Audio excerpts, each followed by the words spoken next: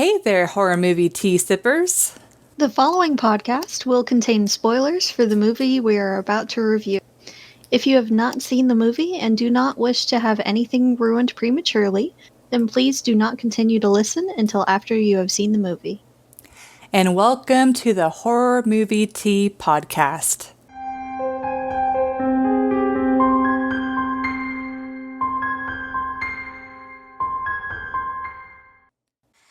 So, this week we will be covering The Meg, which is based off of the Meg book, which on my screen is inverted, so sorry for those looking at the video. But in the picture, It's fine for me. I can read it. yeah, but it's the screen capture, so I forgot about that. yeah, it's reversed for YouTube, unfortunately. I'm tired. I just ate. Leave me alone. But yeah, it's like you can see the Meg. It's fucking like nomming on the T-Rex. It's just, oh my god, so great. Tea. What you drinking? Yes. So for tea, I am drinking. It's caramel and apple tea. But look at this packaging. It's so cute. It was like you just like tear it apart and the tea's in there, but it's so adorable. Yeah, I found it at this Asian market. I'm like, not only does that sound delicious, but it's a cat and it's so adorable. Yeah, they have like multiple flavors, and all of the cats on the box are like different kinds. It's just this is why I love like Asian products in general, because it just hits your soul. I know. They just They found the sucker. yes. What all's in that tea? That's a good question. Oh, okay. It says kaolin tea leaf and artificial flavor. I'm not familiar with. It's Ceylon. Cylon? Ceylon. I'm not familiar with that type of tea. Nope. Hopefully, it's not one of those medicinal teas that like messes up your body. But I guess we're gonna find out. We'll find out. So I am drinking Off Black's fruit tea. It's called Brighten Up. It's forest fruits and ginger. So this one has hibiscus, apple pieces, ginger, rosehip, flavorings, blackberry leaves, black currant leaves, raspberry pieces, and then it says no BS, which I appreciate. Yes. I was looking up what Ceylon was. Let's see. So this one's also the whole leaf pyramid tea bag kind of tea. Huh. Oh. Okay. So it's 18 and 1. It's just sorry guys, we have an intruder in the background. A wild husband has appeared and is playing Call of Duty, so don't mind him. Yeah, well, anyways, but yeah, it's just the area that it was grown in. Apparently, that gives it that name. Like they made it sound like it's the regular tea plant, but it's produced in a specific and special way. Yeah, kind of like the beef that is like really like expensive because it's been produced in a special way. But anyways, so let me pull up the summary.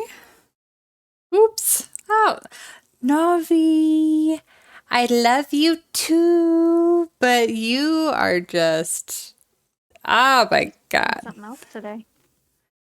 Yeah. Okay.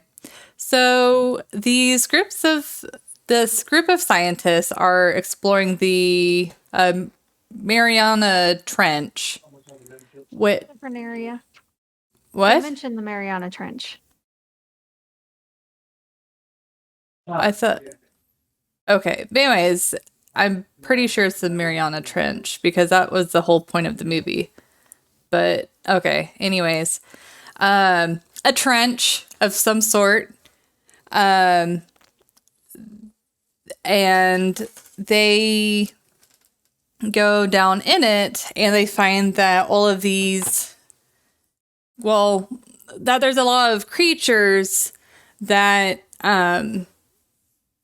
that they haven't seen on the surface. And anyways, one of those creatures is the megalodon, and it attacks the submarine, and they have to like go and save them. But because the submarine, like essentially, they explain that there's like this layer that's separating the cold ocean with like the The hot, warmer. yeah, and so it allows the shark to like go through, like essentially the before the barrier, it deterred the sharks from wanting to go up on the surface, but then that breaking the barrier allowed them to break through, and then they wreak havoc. And an action movie.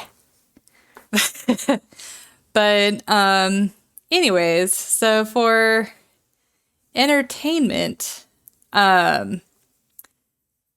this movie, well, a quick caveat since this is based off of a book.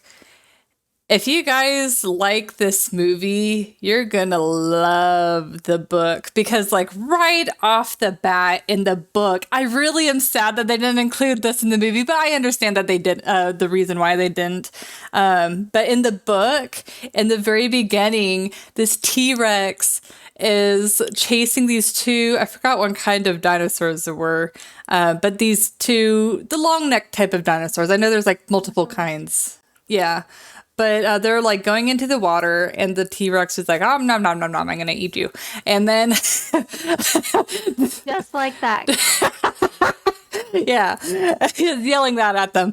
And then the Meg shows up, and the Meg like purposely targets the T Rex and just like eats the T Rex. And it's just so like epic and over the top. It's just, I love it. It's like almost like a Godzilla film, but in book form. And unfortunately, I haven't read the full book. I've gotten it only about halfway through. I really wish I would have finished it, but I got so far. but yeah. Yeah, no, it's we have day jobs, guys, so we can't always read the things that we like to in a timely manner. Unfortunately. Yeah. Yep. So But oh, I could have looked up an audiobook. But anyways, but yeah, this is just a really fun movie. It's pretty entertaining, and it's like it's kind of your typical action movie, but they have a lot of characters that you love. Like the main character, the main female character, I should know her name, but I don't. And then like the kid, her kid, oh my God, so adorable. Like there's so many characters that stick out that you love. And yeah, so honestly for me, this would be a 7.5. And the reason being is I'm not like a huge action movie fan, but this is an action movie that I will actually actively watch and enjoy. But it's not a movie that it's like if I had to choose between Jaws, Jaws 2, 47 meters down, it's not going to be my first choice. So, but that's really funny. Actually, I was gonna give it a 7.5 as well for entertainment.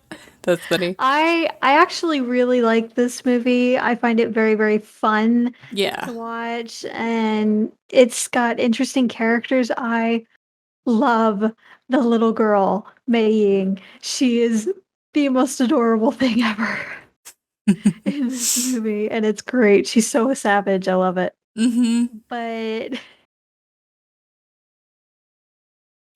it's got some suspense moments, and it's got some jump scares here and there because, shark. But it does tend to be more of an action movie than a horror movie, so Mhm. I can't give it full marks for it, and again, as always, realism brings down the scale for me a little bit, but it is a very, very entertaining movie. Definitely worth a watch. And one thing that's interesting to note, compare like the biggest difference, like I haven't finished the book, so as far as the ending goes, I don't know how it compares to the movie, but there are a lot of similarities between the book and the movie. There's just a few scenes in the movie that they left out for pacing and time constraints, but Found her name. Suyin. thank That's you. the main chick's name. And but one thing that's really an interesting change that they made, but we know the reason for it is in the Meg book, the scientists that he's the main character is working with, they're actually Japanese, but in the movie they're all Chinese. Well, except for one person. Uh, Toshi, I think? Yes, Toshi. Yeah, Toshi. Yeah, but he sacrifices himself pretty easy, or pretty, or not easy, pretty early. And, I mean, it wasn't easy. It wasn't an easy scene, but pretty early in the movie. But the reason why I think they made the change is because for those who don't know, China is quickly becoming the target audience for Hollywood movies. Like America was a huge piece for decades and decades, obviously, because I mean, we were really thought of as the frontier for films. But now China, they are now growing their own film industry and it's really starting to boom. And we all know there's a lot of people in China. So there's a lot of money for these movie companies to be made. So they essentially combined. They included they're trying to adhere to both American audiences as well as Chinese audiences to create a happy middle. But what's cool though is Su Yin. Suyin. Her real name is Li Bingbing. Yes, but she is a very well known actress in China, and she's won a bunch of awards. It said since 2011, she's been in several English films. So very, very interesting career, I have to say for her. And she's one like, yeah, I'm super impressed. And I was reading one of her interviews, and she was actually commenting that she loved the idea of the American and Chinese film industries kind of like joining forces in some films. And I'm like, that is pretty cool because you get to I don't know, see two different sides of the coin, and I don't know, it's pretty neat. Get some extra representation too. So Yes, absolutely. And it brought a little something to the table too. It was really well made for sure. And the scenery was gorgeous.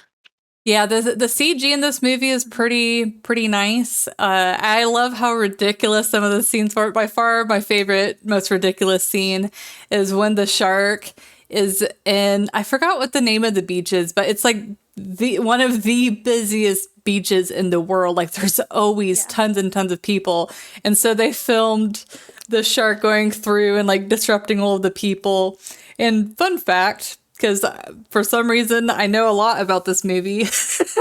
They initially were going to have the shark come and start like eating people and creating a lot of like blood and gore, but they wanted to keep it PG-13, so they ended up just making the shark swim around and not really do anything. So, Just caused general chaos. yeah. Though he did eat someone in one of the balls. Oh, yes, that's right. That was kind of funny though. How fun would it be? Not near as much blood. Yeah, it's like you just like see it pop and then you see the thing like kind of fly and then that's it. You don't see any blood or gore or anything much further than that. It is a pretty, for what it is, it's a pretty tame movie. It is. Yeah. It is very tame. Most of what you see gore wise is either from this whale. that they blew up mostly and that the shark eats, or the shark itself when it gets killed. Yeah. Oh yeah, like that scene whenever it dies at the end and all of the sharks come and eat it. Like that's pretty intense. Not gonna lie, just That was a statement scene right there. yeah. Like it's kind of difficult because this really the only thing that makes this film special is the fact that it's got a megalodon in it. Because really the only other megalodon movies that I've seen in the past have been like sci-fi originals, which we all know how those are. So this was like the first decent quality film that I've seen that has a megalodon in it. But besides that, it's like if it was any other creature, it's like you can easily swap them out. But It would have been really interesting as a giant squid. Not gonna lie. yeah, yeah. But so it's like really what has this movie going for it isn't necessarily like the storyline is pretty interesting and it's kind of like Jurassic Park where the logic seems pretty sound. And then the characters are interesting. You are rooting for them. You enjoy the chemistry that they have with the other actors. But I don't know. There's not really anything besides that makes the movie stick. Yeah. I do like a lot of the interactions between the characters, and the character development itself, for the most part, seems fairly fleshed out. There are a couple of characters that you're like, "Who are you again? What do you do? Yeah. Yeah. Job again? What's your area of expertise?" A lot of them, a couple of members in particular, just seem like they're just there Yeah. for commentary here and there, Yeah. but most of them you can tell you remember what they do, why they're there, and you're really rooting for all of them. There's very few characters in the movie that you're like, "Please kill him next." Except maybe the billionaire dude, and that's mostly just because he's an idiot. Yeah. But But yeah, I don't really have anything left on the entertainment. Um since I'm not gonna continue to harp on you guys who read the books. I'm just gonna say it one last time. If you guys like this movie, you should read the book because it's even better. But anyways. alright. So with that, let's go ahead and move to the realism scale. Yes. And so for realism, man, I really wish I had, because we've reviewed Jurassic Park, haven't Oh, we? yeah. Okay. I really wish I remembered what I rated the realism because this movie really is very comparable as far as realism goes for me. But thinking offhand, Now I can't remember, have we done actual Jurassic Park? I know we did the book. oh, maybe we didn't. Maybe, yeah, I think we just reviewed the book. Yeah, random plug, guys. If you go to our YouTube channel under our live videos, we used to review horror books, and Jurassic Park was one of them. But we ended up replacing that with our monthly video games because we didn't have time to read. But if you guys continue to support us and we're able to, make this podcast thing a little bit more of a part-time to full-time job, then maybe we'll start being able to do that again. But anyways, okay, so I would give this movie a 5. And the reason being is it is one of the things where like whenever they explain it, you're like, "Oh my, like that logic sounds sound. It sounds like good science." But then if you Google like the Meg and what did I I think I did like the Meg fact check or something like that. But anyways, a Vulture article popped up, and they had interviewed multiple scientists in that field, and there were quite a few scenes that they're like, yeah, there's no possibility. Like the biggest thing that makes the movie possible is the fact that is it possible that the megalodon could still exist? And the scientists are like, no, we are 110% that the Meg has been extinct for at least 3 million years at this point. Like, it doesn't matter. I know, so even nowadays, there's theories on like, oh, I think this is a part of the reason where the book popped up, where it's like, oh, they're hiding in the trench, they're in super deep in the sea. But no, like In areas we can't reach. yeah, it's like, first of all, unfortunately, the megalodon isn't made to go that deep in the water. But the biggest reason why it went extinct is its main food source. I mean, it's kind of like the dinosaurs where there's multiple reasons why it went extinct, like the oxygen levels and stuff like that. But the biggest thing, from what I've read, is its food source started to go extinct. So if it can't eat, it's not gonna live. Unfortunately. And these things, as huge as they were, they need a lot to eat. And frequently. Like at least every couple of days or so. So if they get a small meal here and there of like a small whale here and there, that's only going to hold them for like a day, maybe two. It's not And going to hold for very long at all. and I know this isn't just the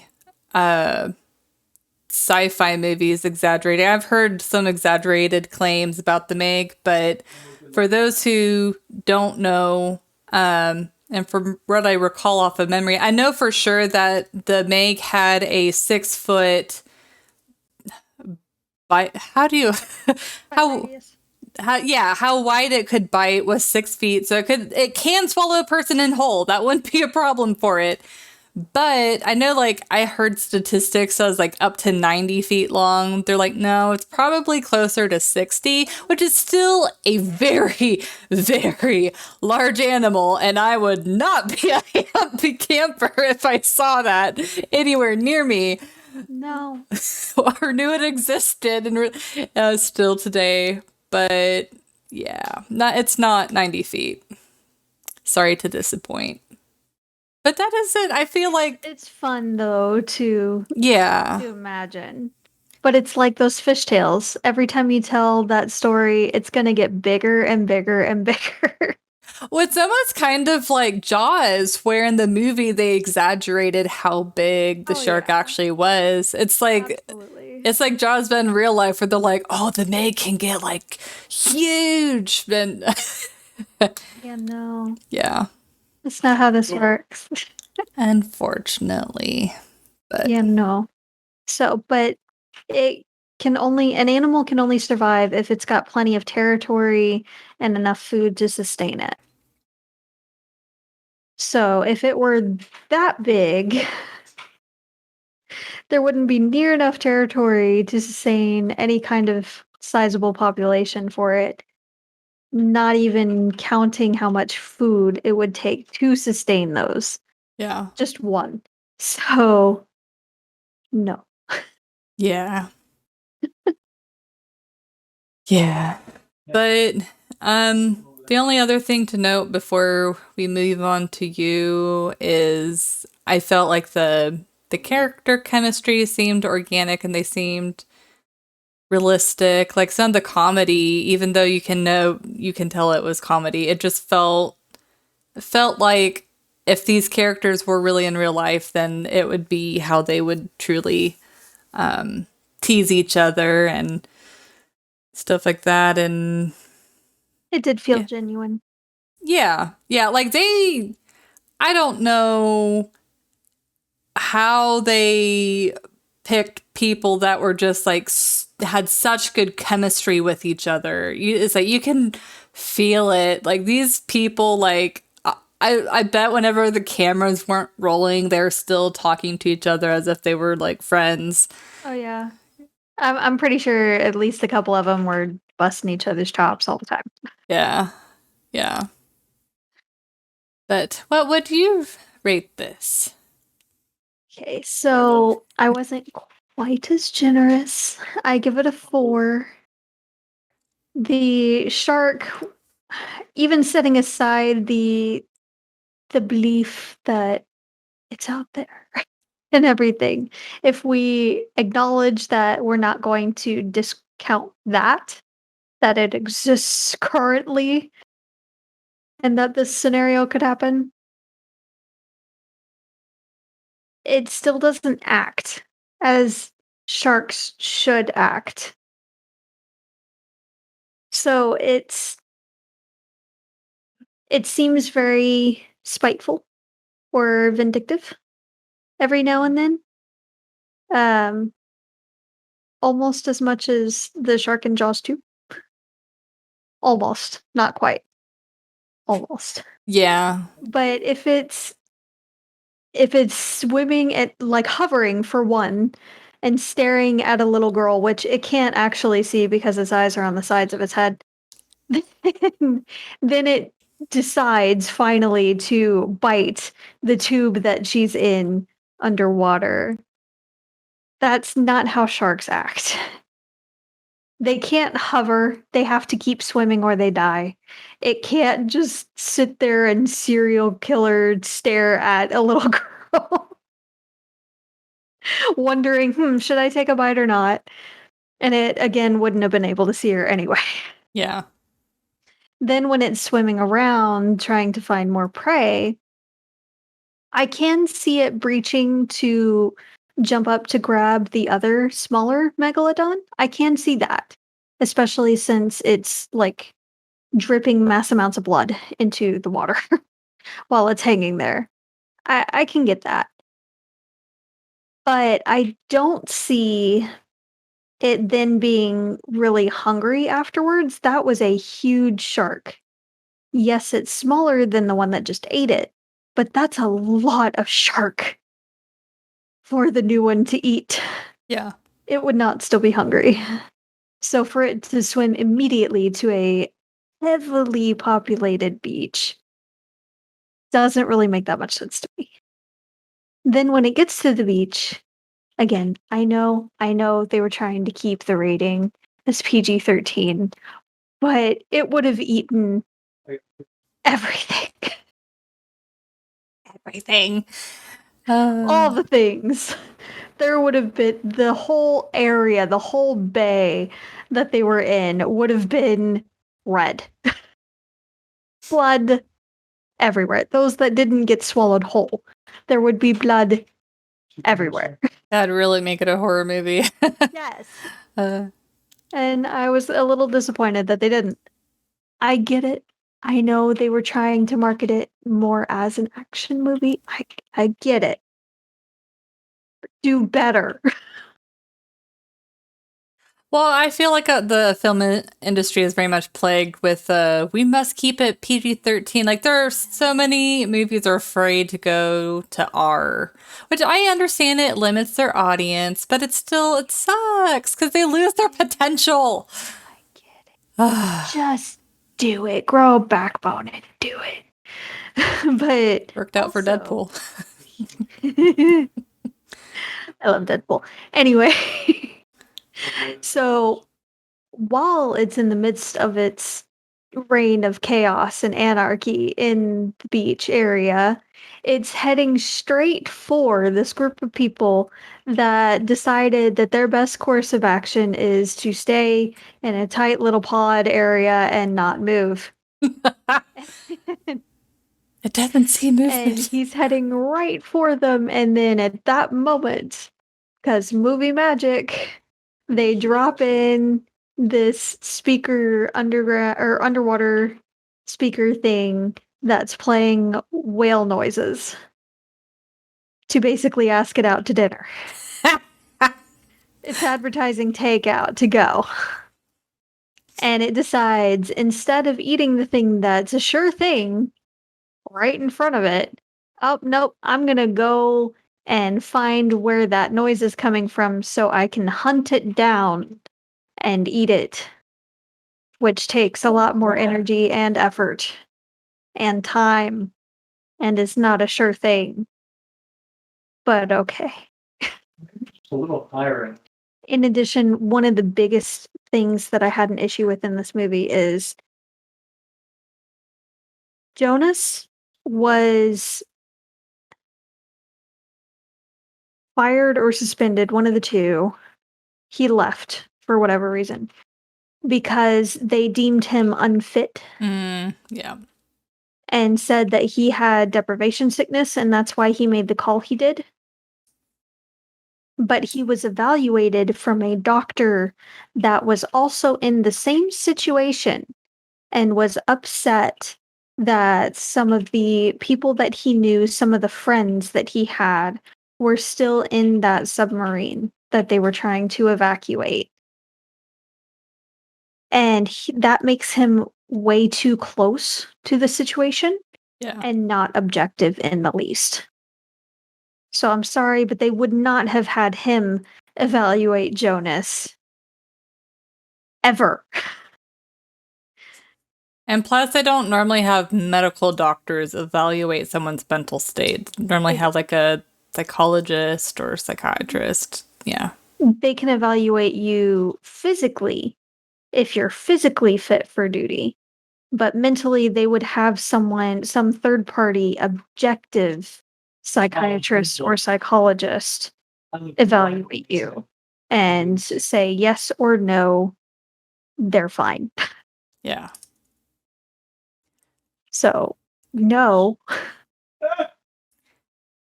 Yeah. But for everything else, the other interactions seem pretty legit. Yeah. And it's like, I feel like the doctor was so unfair to Jonas because it's like literally they push off and then like a few seconds later it blows and he's like, you could have saved more people. It's like, are you kidding? Like yeah, he already cut it super close. Seconds max. Yeah. To the point where I doubt that they would have actually been able to get to a safe enough distance in all realistic terms and fairness. But if they were still attached, they would have all died. Yeah. So it legitimately was, he was upset with the whole situation and was afraid that he was right, basically. And that they couldn't be saved. Yeah. To admit it. That's my guess. Yeah, I was not too upset when he died because I feel like he was just shitting on Jonas the whole time. He was. Yeah. He was. And I get that they want to have some kind of tension in there and they want to keep reminding the audience of what happened and the calls that he had to make. And they wanted to make it a point of saying a couple of times that it's not necessarily about the people you didn't save, it's about the ones that you did. And he was trying to say that in the beginning when the doctor who shouldn't have been evaluating him was evaluating him. He's like, okay, yeah, we couldn't save them, but I saved 11 people, including you. Mm-hmm. Does that count for nothing? Yeah, just It's a hard thing to accept, and it does suck that you can't always save everyone. But what about the ones that you did bring back to their families? yeah. So Uh, so that's what I have here. Do you have anything else? no. No, talk about the doctor put me in a bad mood. We had a very long Oh. rant. Like we paused and ranted for a good bit, guys. Like, I don't know why he gets in my. I think it's because I feel like Jonas is already so traumatized by letting people die in the first place. And then he has someone that's just like shoving his face further into his own guilt. Just like, not cool, man. Yeah. Not cool. He has some PTSD, survivor's guilt, And it's when you're in a position like that, it is insanely hard to make those kind of calls. Yeah. It's never a good situation, and it's like a bad call or a worse call are your Yeah. options. Yeah. So it sucks and it really wears on someone's psyche. Yeah. So for the doctor to just make it that much worse makes him he's a jerk. Let's put it that way. Oh my I god. don't like him. Apparently it's a hiccup time. Terrible timing. But that's all I got. So you don't have anything else apart from hiccups? No, and I'm afraid to say much else because I might start hiccuping more. All right. Well, let us know what you guys thought of this movie. Did you like it? Did you hate it? What would you do differently with this movie? What would you change about this movie? Did you think the same things we did? Let us know in the comments below. If you want us to watch and review any other kind of movie or any other shark movie or anything, please let us know that as well. And in the meantime, guys, stay safe and stay spoopy. Bye.